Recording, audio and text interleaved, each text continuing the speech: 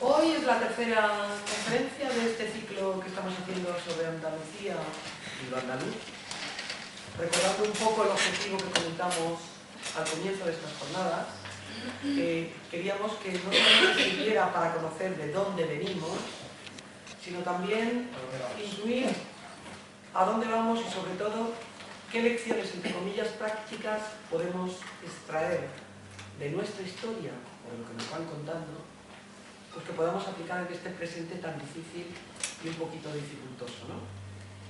Pues como digo, hoy, una vez visto el primer día el tema de la simbología, de los mitos, el tema de la geología, de la Tierra y cómo condiciona lo que somos, posteriormente estuvimos viendo un poquillo de dónde podíamos provenir los hombres y mujeres andaluzas a nivel de prehistoria y de historia súper antigua.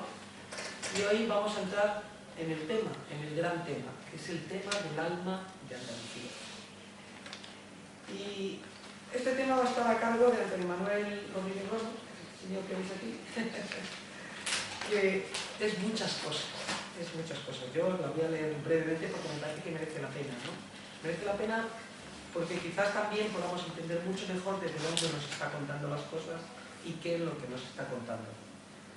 Es doctor en Derecho, profesor de Derecho Civil de la Universidad de Córdoba, autor de varios ensayos y monografías, poemarios, novelas, ganador de varios premios literarios, también tiene una faceta de columnista en El País, en el Día de Córdoba y en el Grupo Yolí, y también es colaborador de la cadena SER. Está profundamente vinculado con Andalucía y es un firme defensor de la sociedad civil como contrapoder, contrapoder y contrapunto de lo político.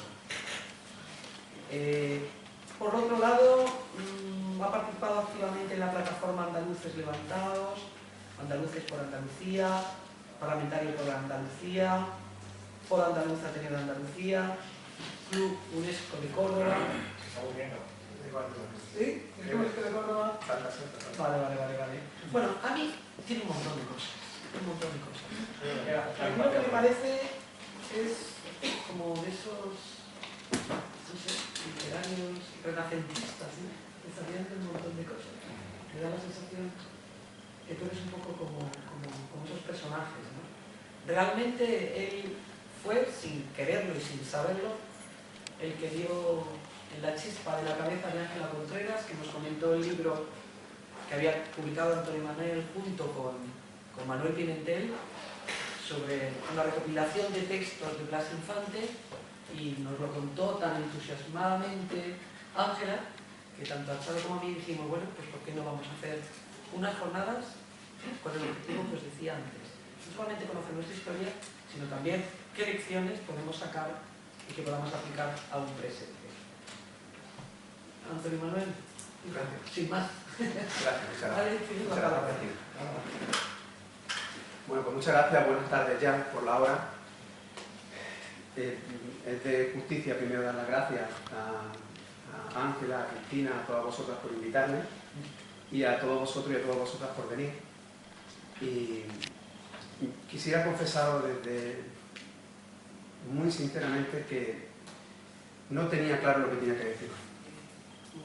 Cuando me llamaron, sabía que tenía que hablar sobre el alma de Andalucía, esa fue la propuesta, incluso el título, la necesidad de hablar de cómo Andalucía es una fusión perfecta de raíces y alas, de la necesidad de reconocernos de dónde vamos, de dónde venimos, pero también ser conscientes de nuestra universalidad. Como decía Juan Ramón, es necesario que las raíces vuelen y que las alas se enraícen. Y pensé, viniendo para acá, que un ejemplo de esta universalidad y de lo que somos y de lo que nos está pasando podría ser el paradigma de la mezquita de Córdoba. Probablemente hable de eso. Pero nada más entrar al círculo mercantil, me he encontrado con la exposición de Semana Santa. Y del más profundo respeto, creo que no hay nada más parecido a lo que debo decir que lo que está pasando simbólicamente en este edificio hoy. En toda la planta de abajo, está dedicada al fenómeno más transparente del retrato de la sociedad andaluza en el siglo XXI. De forma que no voy a hablar de historia. Quien piense que voy a hablar de historia se equivocaría. Voy a hablar de memoria, que parece lo mismo, pero nada tiene que ver. La historia y la memoria son como hermanas siamesas, que se necesitan y tienen que parasitar la una de la otra, pero no son iguales. Y no voy a hablar de pasado, voy a hablar de presente. Ni voy a hablar de historia ni de pasado, voy a hablar de memoria y de presente. Incluso anatómicamente los seres humanos hemos sido creados con los ojos y los pies mirando hacia adelante para recordarnos que nuestra única misión es caminar hacia el frente. Pero es verdad que las personas y los pueblos, primero, que caminan permanentemente hacia atrás, mirando permanentemente hacia atrás, tropiezan y se caen. Pero también es verdad que los pueblos, que no miran, las personas, que no miran de vez en cuando hacia atrás, no saben hacia dónde van y, por supuesto, han olvidado la memoria. La memoria es lo único que nos pueden amputar para dejar de ser lo que somos. Te pueden quitar un brazo, te pueden quitar una pierna, te pueden quitar el corazón, te pueden quitar cualquier parte del cuerpo y sigues siendo tú. Pero cuando te quitan la memoria, dejas de ser tú mismo. Una persona que padece Alzheimer y se mira al espejo, ya no sabe quién es. Ha perdido la memoria. Puede ser reconocido por cualquiera. Puede ser reconocido por sus vecinos, por su familia, por sus parientes. Pero alguien que no se reconoce a sí mismo es que no sabe quién es. Y metafóricamente eso es lo que está pasando en este edificio. Nada más entrar, hay una hermosísima exposición de la Semana Santa, del Cachorro de Sevilla, incienso, cruces, imágenes. Y arriba, lo que está pasando aquí, me temo que, porque lo voy a hacer, la explicación de lo que está pasando abajo. Y mientras abajo no van a parar de pasar personas, y cuando llegue la Semana Santa, las calles de Sevilla y las calles de Córdoba y muchas calles de Andalucía se llenarán de gente en un fenómeno popular y único en el planeta, muy pocas personas arriba, lo que está pasando aquí, sabrán exactamente el por qué está pasando. La metáfora es que la distancia que hay entre lo de abajo y lo de arriba es una escalera. Y parece infinita. Parece que las puertas están cerradas para que no sepamos lo que está pasando. Así que como punto de partida, gracias por subir, por atreveros a subir la escalera y permitidme desde mi más profundo respeto que intente explicar, que intente poner luz a lo que está pasando. El nombre de la charla es de la luz a la luz, porque hay veces que la luz es tan potente que nos ciega y no nos vemos. Eso nos ocurre a la memoria colectiva andaluza. Pero también es verdad que muchos de vosotros y muchas de vosotras, muchos de nosotros, yo el primero, hemos nacido con una venda puesta que nos impide ver exactamente lo que está pasando e interpretar lo que ocurre. Así que permítanme primero que distinga la diferencia entre historia y memoria, para que quede claro que no son los mismos conceptos. Cuentan que Felipe V viajó a Rusia y la hija del zar, Alejandro, se enamoró perdidamente de él. Cuentan que Felipe le regaló una rosa como señal de amor y que la hija del zar la sembró en el suelo. Cuando muchos siglos después Bismarck visitó Rusia, el canciller de hierro, se sorprendió porque había unos soldados que estaban guardando 1 metro cuadrado de tierra. Estaban guardando y preguntó Bismarck al zar, oye, ¿por qué hacen esos soldados ahí? Y entonces dijo el zar, es que no lo sé. Es que estaban ellos, estuvieron antes, siempre han estado guardando ese metro de tierra. Entonces preguntó, se atrevió a preguntar por qué. Y cuando preguntó por qué, es que estaban custodiando la rosa que había sembrado la hija del zar 3 siglos antes. La rosa murió. Eso explica que nosotros, nosotras, realizamos conducta mimetizada y hay un momento en que la estás haciendo pero no sabes por qué. Ese es el germen de la memoria. El ejemplo que suelo poner siempre para distinguir historia y memoria es el de una chica, el de una niña que duerme con el dedo pulgar entre el corazón y el índice. Esto en realidad, ahora que está aquí Rafael, esto es también una huella muy importante de nuestra memoria. Esto es una de las figas, es uno de los amuletos que se utilizaban en la Bética romana Pues bien, imaginad que una niña duerme así, imaginadlo, ¿vale? Y que la madre está allí, justamente enfrente, y con la mano, y que cuando se va a dormir le saca el dedito, ¿vale? Repito que es un ejemplo que pongo permanentemente para distinguir memoria e historia. Bien, hay un momento en que la niña le pregunta a la madre, ¿por qué me separa la mano? Y dice la madre, no lo sé, te quiero, te quiero. El caso es que pasado el tiempo a la niña le diagnostican cáncer y leucemia. Y le hace falta un trasplante de médula.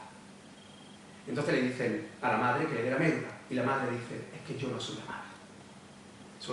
No soy la madre biológica. Buscan a la madre biológica. Y cuando encuentran a la madre biológica está durmiendo. Y la madre biológica está durmiendo así. Cuando la niña ve a la madre biológica es cuando entiende exactamente por qué dormía así. Esa es la memoria. La memoria es infinitamente más fuerte que las piedras.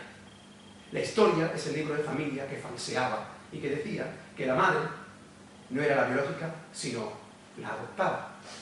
Pero ahora fíjense, la niña puede optar libremente por la memoria o por la historia, pero porque conoce las dos.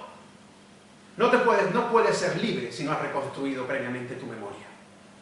Ese ejercicio de libertad necesita conocer a la madre biológica, si no, estarías siempre permanentemente mirando el libro de familia creyendo que verdaderamente lo que te han explicado es la realidad. Bien, lo que está pasando en la planta de abajo es memoria pura y dura de Andalucía. Es memoria.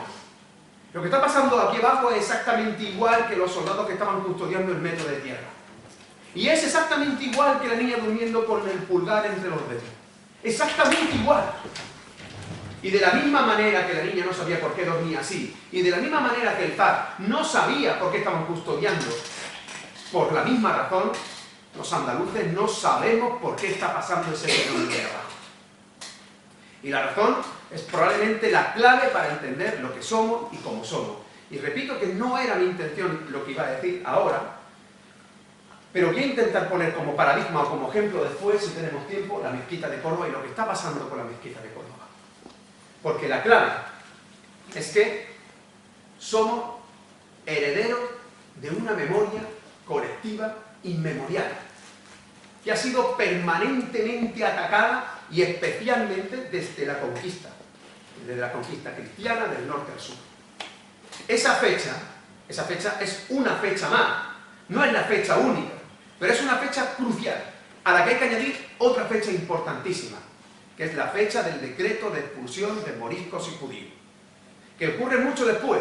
Estamos hablando ya del 1609 y del 1610.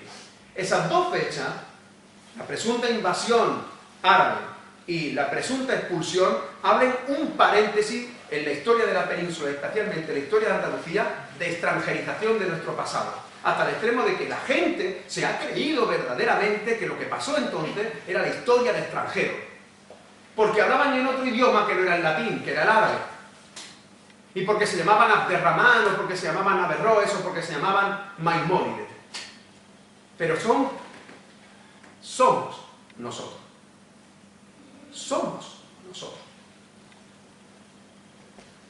Ni eran extranjeros cuando un número minúsculo entró, ni eran extranjeros los que fueron expulsados. Y lo más importante es que desde esa fecha a esta fecha, en medio siempre estuvimos nosotros, los mismos. No es una cuestión genética, ¿eh? Se confunden permanentemente los que creen que la historia de un pueblo se mide por la sangre. Los pueblos se miden por las culturas, y las culturas sobreviven a la sangre, y sobreviven a las leyes, y sobreviven a las piedras. Las memorias de los pueblos permanecen en el aire. Podrán derogar las leyes, podrán matar a las personas, podrán hacerles que hablen en otra lengua, podrán prohibirles que vistan como vestían, rezar al Dios que rezaban. Y sin embargo, los pueblos que son resilientes como el nuestro pueblo es especialmente resiliente. Resiliente ya es una virtud que tienen los materiales para que cuando son golpeados vuelvan a tomar el punto que tenían. Eso es la resiliencia, que en psicología se aplica para las personas que sufren un trauma y son capaces de superar ese trauma.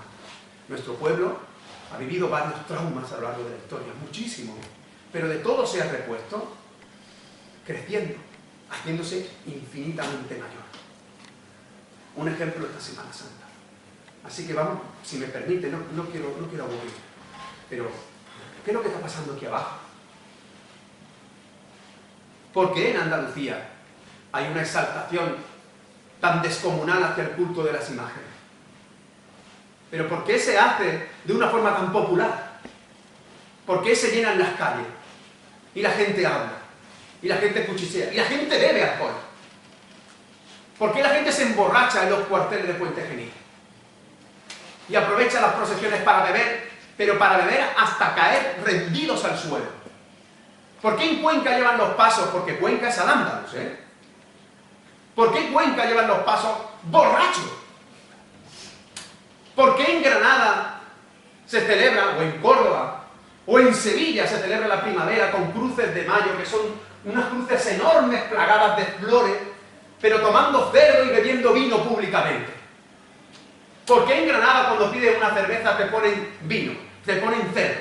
¿Por qué en Guadix te ponen cerdo por la mañana, por la tarde y por la noche? ¿Por qué en el altiplano granadino pides una ensalada, y te ponen queso de cerdo, chorizo y morcilla? ¿Por qué? ¿Por qué? Porque el mismo pueblo andaluz, que tuvo que aprender latín al romanizarse, un pueblo extremadamente culto, repito que no es una cuestión genética, es una cuestión cultural. Es muy difícil derogar a las culturas. Los pueblos cultos siguen siendo cultos. Yo me he admirado viendo, por ejemplo, el pueblo tuareg o el pueblo saharaui o el pueblo nubio en Egipto, asombrado de su enorme cultura, a pesar de que no tenían para comer o estaban tomando un té. Pero era un pueblo extremadamente culto, igual que la persona más culta que he conocido en mi vida era mi abuelo Antonio el Carbonero, que era anarquista y no sabía leer ni escribir. Y era la persona más culta que he conocido en mi vida. Y soy profesor de Derecho, y me he tenido que codear con ministros, y con políticos de postín, y con catedráticos. Para nada tiene que ver la cultura con eso. En algunos casos sí, pero en la inmensa mayoría de las veces no. Para colocar una fecha concreta, vamos a hablar del mito fundacional del Estado español. El Estado español nace desde el momento en el que se decide que hay que exterminar al diferente. Y eso ocurre con la conquista de Granada. Ocurrió antes, pero como la historia se escribe como si fueran estaciones de aeropuerto, como si fueran semáforos, que es una auténtica falsedad. La historia se escribe como en el 711 pasa una cosa, en el 1492 pasa otra. Se cuenta por batallas, se cuenta por reyes, cuando la historia real es la que está pasando aquí, la que está pasando abajo. Y la historia es una sucesión continuada de hechos y de vida. Pero vamos a colocar una fecha, un semáforo. Y ese semáforo simbólico es el 1491. Se conquista Granada y hay una orden primero de expulsión de judíos. Y luego más tarde, en el 1609, una orden de expulsión de musulmanes, a los que se denomina morisco. Pues bien, la inmensa mayoría de la población andaluza e hispana se quedó. Es verdad que muchos se fueron. Es verdad que muchos se fueron. Porque no pudieron asimilar la nueva cultura que se les imponía. Es normal. Si mañana viene Angela Merkel y en lugar de conquistarnos económicamente, nos conquista militarmente, y dice que mañana tenéis que hablar alemán, ¿todos los que están aquí sentados saben alemán? ¿Es verdad que no hemos creído que en 1492 se produce una amnesia colectiva? ¿En 1492 se conquista Granada y todo el mundo olvida el idioma que hablaba? ¿De verdad? ¿De verdad no lo hemos creído? ¿Y esas personas en qué grafía le escribían? ¿Y también no olvidaron una amnesia repentina y colectiva? Pero es que no lo hemos creído. La gente que vivía allí, siguió viviendo allí. Si mañana viene Angela Merkel y dice que nos tenemos que ir de nuestra casa, nosotros no nos vamos de nuestra casa. Yo me voy a hacer lo indecible por quedarme en mi casa. Y habrá, mi segunda generación podrá ya aprender el idioma nuevo. Igual que mis primos de Cataluña son catalanes a pesar de que mis tíos son andaluces. Pero mis primos, que son catalanes, ciudadanos de Cataluña, hablan perfectamente el andaluz. Porque son hijos de sus tíos, de mis tíos. Pues exactamente igual. En 1492, cuando se produce la conquista, la inmensa mayoría de una población andaluza que antes fue bética y que fue una civilización descomunalmente brillante, con ciudades como Córdoba, que fue capital de la bética, como Sevilla, que sería, desde mi punto de vista, la ciudad que hoy más se parece a Roma, de Andalucía, increíblemente. Pero Córdoba fue capital de la bética, con teatro donde cabían 40.000 personas. El Coliseo de Córdoba es el segundo coliseo del Imperio Romano. Y Sevilla dio 2 emperadores. Y eso no ocurrió en ninguna otra parte del Imperio Romano. Solamente en la Bética, que era la única provincia senatorial, es decir, la única que tenía el mismo rango jurídico que Roma. La misma. Una población que tiene ciudades de 10.000, 20.000, 30.000, 40.000, 50.000 y 100.000 personas, no puede ser conquistada en el siglo XII, en el siglo XIII, en el siglo XIV, en el siglo XV, y que la gente se crea que fueron repobladas por las metrópolis y megalópolis del norte, que todavía hoy tienen pueblos con ciudades, con pueblos con 36 habitantes. Y no hemos creído que Soria, Palencia, Asturias, Cantabria bajan y repueblan Osuna, Écija, San Fernando, el puerto de Santa María, Loja, Guadix, Granada, Córdoba, pero esa es la historia oficial. Y la historia oficial parte de que todos son expulsados al mar, todos son extranjeros, y hay un minúsculo grupo del norte que no solamente, fijaros que hasta qué extremo llega la osadía de la historia oficial. No solamente conquista el sur, sino que lo repuebla, luego conquista Europa y luego conquista América. Y son vascos. Y por eso, como todo el mundo sabe, en toda América Latina se habla euskera. Son de Trujillo, son de Extremadura, que todo el mundo sabe que tienen un inmenso puerto de mar. ¿A que sí? Los marinos más importantes que conquistan América, todos nacieron en Extremadura. ¿Para la historia oficial? La historia oficial es la historia oficial que nace, repito, con un elemento que todo el mundo tiene que tener claro. Y es, desde hoy, nadie puede profesar una religión que no sea la católica. Desde hoy, nadie puede hablar un idioma en el sur que no sea el castellano. Matizo, en el sur que no sea el castellano. Porque el norte mantuvo los reinos y mantuvo su fuero. Hasta hoy, repito, nuestro concepto de presente. Hasta hoy, todo el norte peninsular mantiene su fuero. Los fueros que se mantienen por efecto de conquista. Así que fijaros que es importante la fecha de la que estoy hablando, porque todas sus consecuencias se mantienen intactas hasta hoy. Intactas hasta hoy. Tuvimos que aprender a hablar en cristiano. ¿A que sí? Háblame en cristiano. Cuando alguien está hablando bajito, dicen, ¿qué estará rezando? La gente, los hombres, empezaron a vestirse por los pies. Yo no conozco a nadie que no se vista por los pies, salvo que seas musulmán y te pongas una chilaba y te quitas por la cabeza. Lo que quiero que todo el mundo entienda es que es falso. Ayer Esperanza Oña, alcaldesa de Fuengirola, mandó un tuit que dijo la siguiente barbaridad, en el que decía algo así como: hoy celebramos la unión de España, porque si hubiera existido Al-Ándalus no podíamos decir la que estamos diciendo. Eso lo dice la alcaldesa de Fuengirola, que además de una ignorancia supina al decirlo, lo único que está manifestando es proyectando lo que yo estoy diciendo ahora. Todos los mecanismos de la historia oficial instalados aquí. Voy precipitadamente y no lo estoy haciendo bien porque tengo mucho interés en explicaros eso. Pero como he visto lo de abajo de la Semana Santa, no me puedo resistir a que entendáis que es el pueblo mismo al que se le pide que hable otro idioma.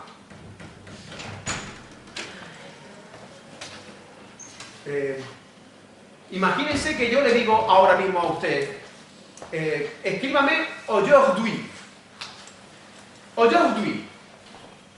Y tú lo escribes con tu grafía en castellano y con tus sonidos en castellano. Te he preguntado que digas hoy en francés. ¿Cómo lo escribes?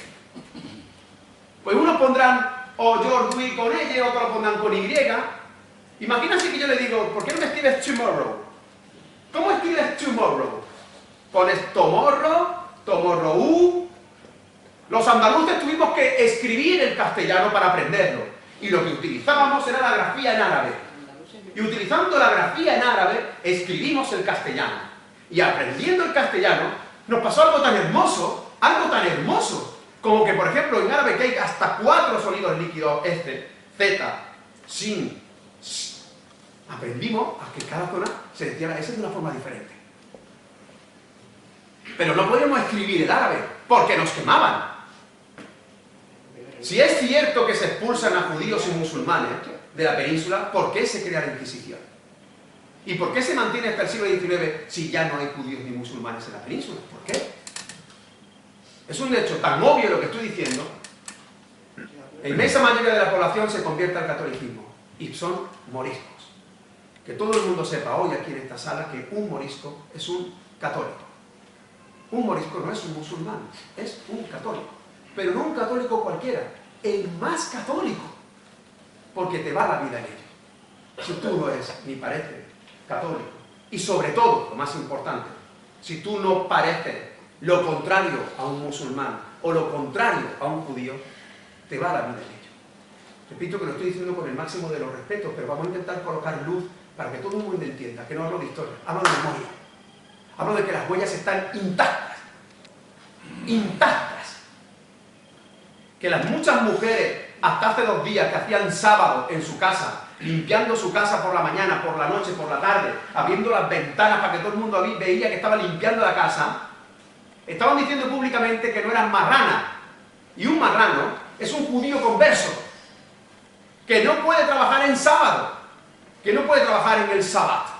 Y como no podía trabajar en el sábado, lo que estaba diciendo públicamente es que no eras judía. Y el que come cerdo está diciendo públicamente que no es musulmán. Y el que bebe vino está diciendo públicamente que no es musulmán. Y el que adora imágenes está diciendo públicamente que no es musulmán. Y no es casualidad que la inmensa mayoría de las cofradías en toda Andalucía nacieran exactamente en el siglo XVII. Nacen con el decreto de expulsión y con la necesidad de que el pueblo mismo se demuestre no solamente hipercatólico, sino fundamentalmente, que es la clave, lo que tenéis que entender es que tú tienes que demostrar que no eres judío, tienes que demostrar que no eres musulmán. Fijaros, por ejemplo, que el barrio de Triana, que es un barrio que nace porque en el fallo, hay una operación de la expulsión de los moriscos en el siglo XVII por Felipe II, y él quería enviarnos muchos al norte, en una tarea de dispersión que lo que provocó fue disparar la cultura composta. Bueno, pues muchos de los moriscos almerienses se instalaron en el otro lado de la orilla del Guadalquivir. Triana nace como núcleo, con una expedición de entre 7.000 y 8.000 moriscos de Almería.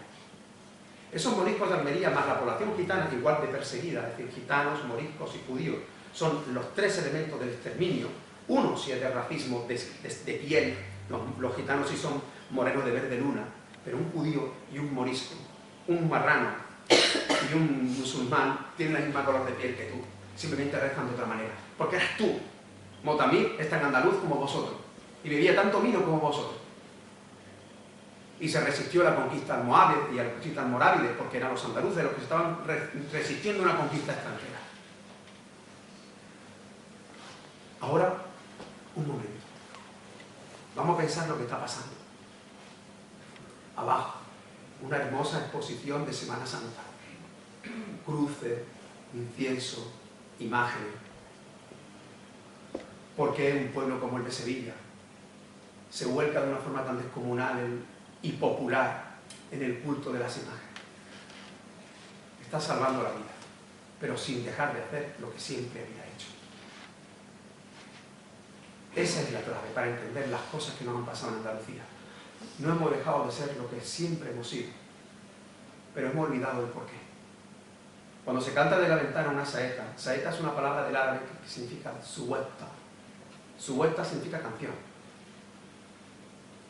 En Andalucía se hablaba con imela. Imela es que en lugar de la A se dice la E. Cuando un musulmán se autoproclama musulmán, dice la ilaha illallah, que dice no, eso significa no hay Dios sino Dios. Díganlo con la E. Le ilaha illallah. Ole. Ele es Allah. Es el nombre de Dios en árabe.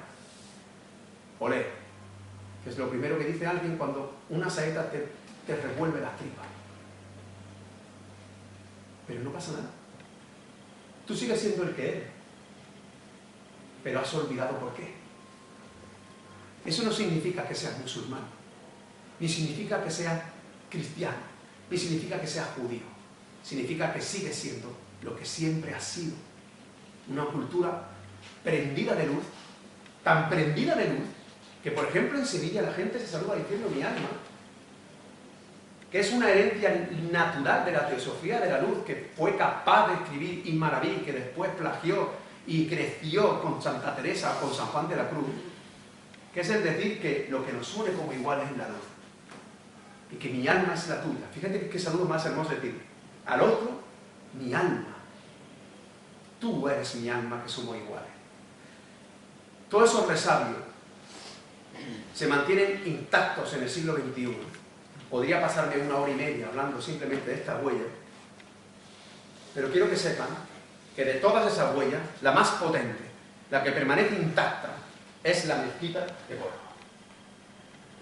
Es brutalmente importante la Alhambra, la Giralda, los alcázares de Sevilla, el alcázar de Jaén o el alcázar de Jerez. Pero la mezquita de Córdoba, la mezquita catedral de Córdoba, tiene una simbología. Es un paradigma. Y es, aún hoy, en el siglo XXI, la huella arquitectónica que recuerda todo esto que acabo de decir. Es decir, que Al-Ándalus fue gigantesca porque existió la Bética, que fue gigantesca. Y la Bética fue gigantesca porque existió Tartesos, que fue gigantesco. Y que la memoria de los sonidos se mantiene intacta. Y que Córdoba no es una palabra latina. Y no es fundada por Claudio Marcelo, como si antes no existiera allí nada, como si eso fuera un solar. ¿Sabéis dónde fundó Claudio Marcelo Córdoba? La fundó en Córdoba. Porque los sonidos cor, car, gar, gor significan ciudades de un tiempo inmemorial en la década del Guadalquivir. Y por eso decimos Cartaya, Carmona, Córdoba. Uva es una desinencia que también se mantiene intacta a lo largo del tiempo inmemorialmente y significa agua. Córdoba es la ciudad del agua. Y cuando alguien va a una ciudad, un conquistador, cuando los alemanes conquistan Auschwitz, Auschwitz es el nombre alemán, el sonido alemán de Oswiecim, que es el nombre en polaco. Y cuando lo conquistan los alemanes, dicen, ¿tú cómo te llamas? Y dicen, Oswiecim. Y lo dice en alemán, Auschwitz.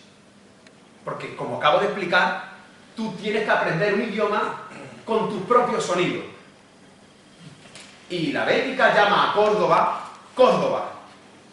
Y cuando se tiene que utilizar otra lengua, que es el árabe, acaba siendo Curtuba.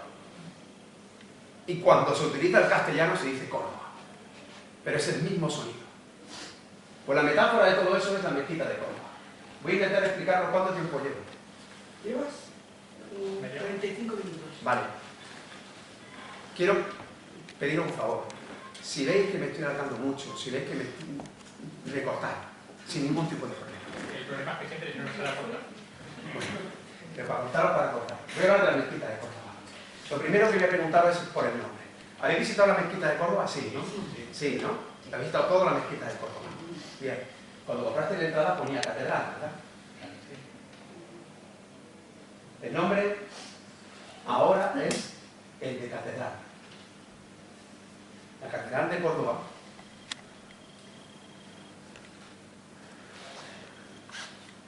es un nombre que no se corresponde con lo primero que yo he preguntado. La iglesia, perdona, no es cambiar la iglesia. Ponte, perdona, no, para que se te grabe el sonido. Sí, es que me voy a mover permanentemente. No se preocupe, de verdad. Quiero que veáis. En Roma, el Papa no fue capaz de cambiarle el nombre al Panteón. El Panteón sigue siendo el Panteón de Agripa. El sultán de Estambul, el sultán de Constantinopla, cogió y convirtió la basílica de Santa Sofía en una mezquita. Y siguió llamando Santa Sofía. La mezquita de Córdoba es el nombre popular. Es el nombre mundialmente conocido y es el nombre por el que se le reconoce en la UNESCO en 1984 cuando se le declara Patrimonio de la Humanidad. Mezquita Catedral Es un nombre ecuménico, si queréis. Es un nombre hermoso porque recoge la esencia del monumento y su realidad arquitectónica. Lo que no puede ser en ningún caso es solo catedral. Primero porque no todo es catedral. Es decir, está clarísimo quien lo haya visitado que la catedral es solo una parte arquitectónica del monumento. Solo una parte. Perfectamente delimitada. Y además, fijaros, porque si todo fuera catedral, la mezquita de Córdoba sería más grande que San Pedro del Vaticano. Luego el obispo de Córdoba estaría sentado en un sillón más grande que el del Papa. Y eso creo que para el propio catolicismo sería insoportable. Porque si no habéis visitado San Pedro del Vaticano, habréis visto que hay unas líneas marcadas donde aparecen todas las catedrales en el suelo, para que quede claro que la más grande es San Pedro del Vaticano. Pues no, si todo es catedral, la más grande es la de Córdoba. Ni todo el monumento es catedral, pero convengamos los que estamos aquí presentes que todo el monumento es infinitamente más que una mezquita. Es mucho más que una mezquita. Es un paradigma. Es un paradigma. Y no de pasado, de presente y de futuro. Y no para el mundo árabe-musulmán, sino para Occidente. Hoy se celebra, hace 3 años, exactamente de la primavera árabe. Exactamente 3 años de la primavera árabe. Que fue una revuelta popular en los países de la cornisa norte de África, de influencia árabe-musulmana, para emanciparse de las dictaduras consentidas por Occidente. Las mismas dictaduras como la de Franco o como la de Pinochet en Chile. Y ahora están viviendo un proceso súper complejo porque ahora tienen que emanciparse. Se emanciparon del diablo y ahora tienen que emanciparse de Dios. Y les costará muchísimo trabajo. Pero lo que está clarísimo es que esas democracias que están surgiendo no tienen para nada que ver con las democracias occidentales. Pero es que nuestra democracia occidental de hoy para nada tiene que ver con las de 30 años.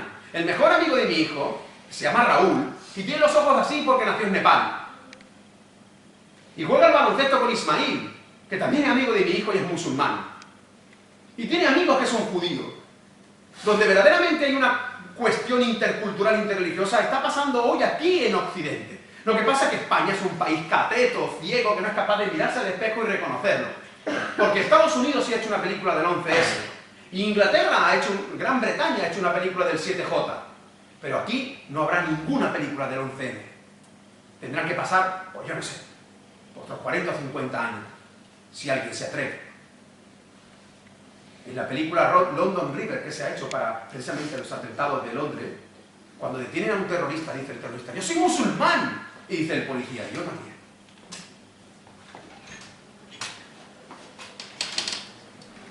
No todo es catedral y todo es mucho más que una catedral. ¿Es un palimpsesto? No. Tampoco es un palimpsesto. ¿Sabéis que un palimpsesto es cuando se escriben las culturas una encima de otra? De forma que tienes que rascar para ver la de abajo. No. Porque si eso fuera así, solamente ves la última. Cuando tú entras a la mezquita lo ves todo. Y lo que voy a hacer con vosotros es dar un paseo por la mezquita. Y ahora bien, señor, voy a hacer un nuevo guía de la mezquita de Córdoba. ¿Vale? Y vamos a verla con otro ojo totalmente diferente. Esta es la mezquita de Córdoba. ¿Vale? Esta es la mezquita de Córdoba. Quiero que vosotros seguramente este es el patio de los naranjos, ¿verdad? ¿Lo recordáis? Sí. El patio de los naranjos. Entrasteis por aquí y luego entraríais por aquí, por esta puerta lateral. ¿De acuerdo? Bien. Quiero que os fijéis en esta primera mezquita, porque voy a explicaros el origen del paradigma. Aquí. Voy a explicaros la mezquita de Abderramán primero. Esta es la primera mezquita y esta es la clave. Fijaros, esta es la primera mezquita. ¿Lo habéis visto antes con lo que he señalado? Por un patio mucho más pequeño. Estas son las 11 naves con 120 columnas y estos son los restos arqueológicos que se encontraron a principios de siglo y que todavía se exponen en el suelo. Estoy tirando las cámaras. ¿Vale? ¿Lo estáis viendo? Sí, ¿no? Se ve claramente, ¿no? ¿Lo ven? Bien. En el patio naranjo también se hicieron las mismas prospecciones y se encontraron una planta basilical justamente enfrente de la puerta con 3 naves, ¿vale?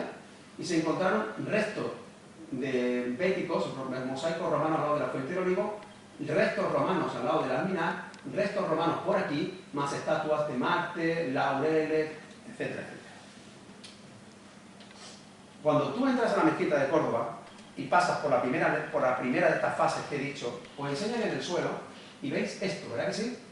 Hay un agujero en el suelo y cuando lo miráis o enseñan una excavación. ¿Sí o no? Para la Iglesia Católica, para el obispado, para el que está hemos gestionado el monumento, admite la existencia de templos anteriores, pero dice que este suelo es el de la Basílica de San Vicente. Porque la tesis oficial es que Abderramán I destruye la Basílica de San Vicente para crear la mezquita de Córdoba. Y todo eso termina, y todo vuelve a su origen, todo vuelve de nuevo a su estado natural, con la mal denominada Reconquista. Vale. Hay un texto importantísimo de Al-Razi que habla del origen mítico de la mezquita de Córdoba. En ese origen mítico, no lo voy a leer todo, pero dice que en el siglo X a.C., Salomón, en un lugar donde se tiraba la basura, construyó un templo para que lo habitaran los Banu Israel y dispusieron en él las reglas de la Torá y de los Salmos. En un texto mítico, en una fuente, no andalusí, cuidado, no andalusí, porque todas las fuentes andalusíes fueron destruidas, o la inmensa mayoría fueron destruidas. En una fuente posterior dice que el origen mítico de la mezquita es una sinagoga.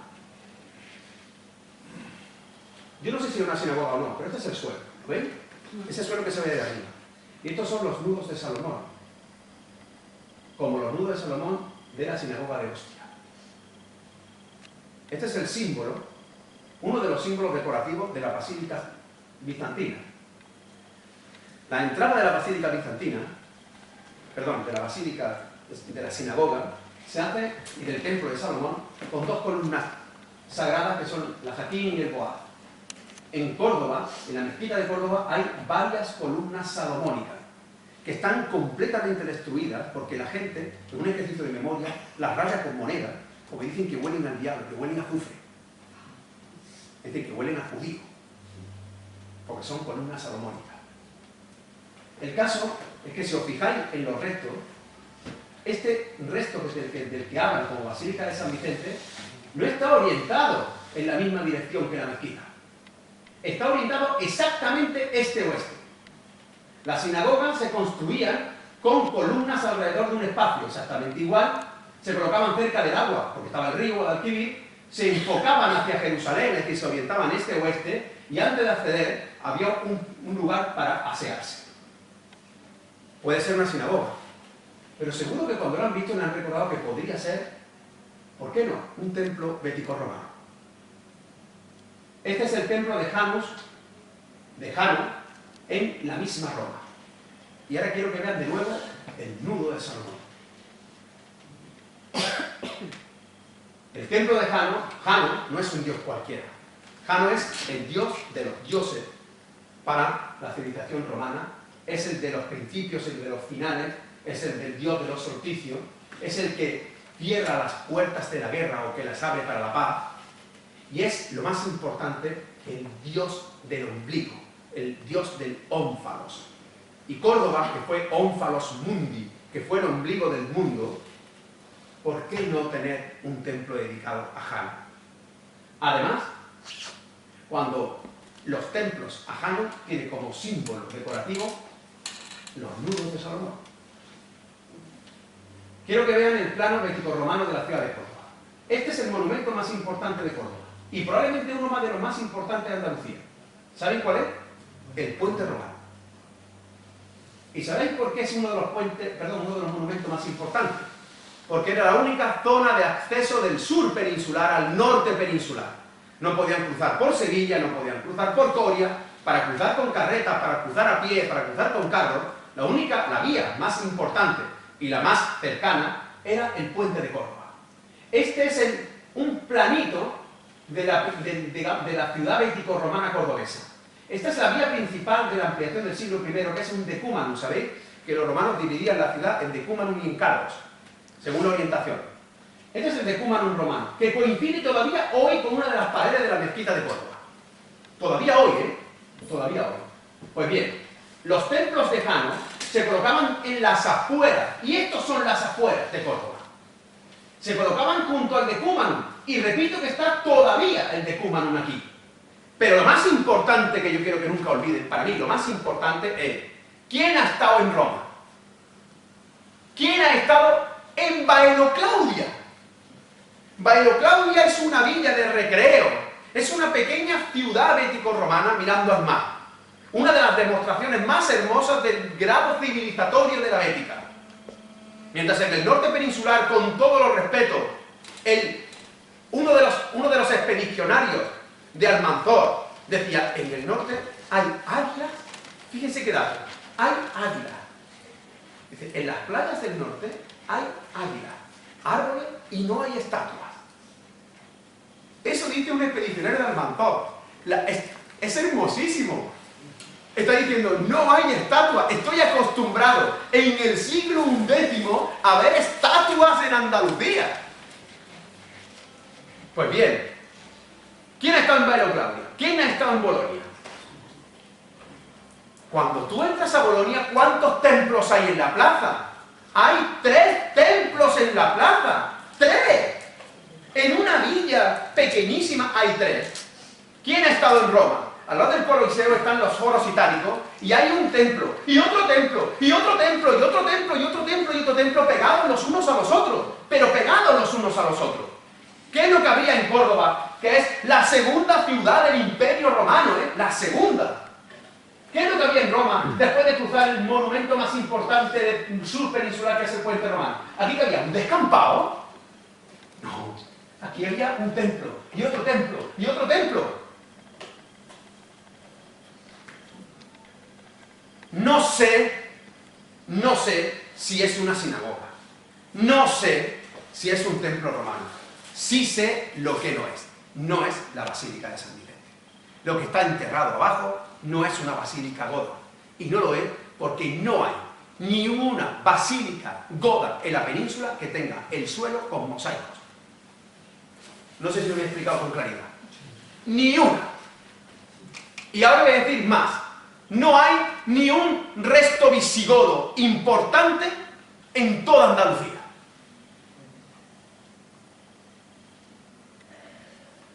Porque estamos cansados de que nos expliquen la historia del revés.